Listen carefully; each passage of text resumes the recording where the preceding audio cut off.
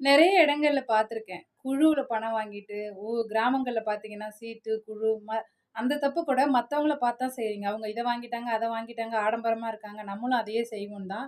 இந்த குழு, சீட்டு, இந்த ஃபினான்ஸ் இதெல்லாம் வாங்குறீங்க. உங்களால முடியலன்னா, நீங்க ஏன் அத செய்றீங்கன்னு எனக்கு தெரியல. ஏன்னா, ஒருத்தவங்களுக்கு இந்த மாரி நடந்து கொலை மிரட்டல் விட்டு ஹஸ்பண்டுக்கு கடத்திருவேன், கொன்னுடுவேன்னு சொல்லி, அவங்க அழுது, அதுக்கு நான் சப்போர்ட் பண்ணி, ஹெல்ப் பண்ணி அவங்கள காப்பாத்தியிருக்கேன். எனக்கு தெரியும். அது நெறைய பேர் இந்த தப்ப மத்தவங்களுக்காக தான் செய்றீங்க. குடும்ப சூழலுக்காக செய்யல அதிகபட்சம்.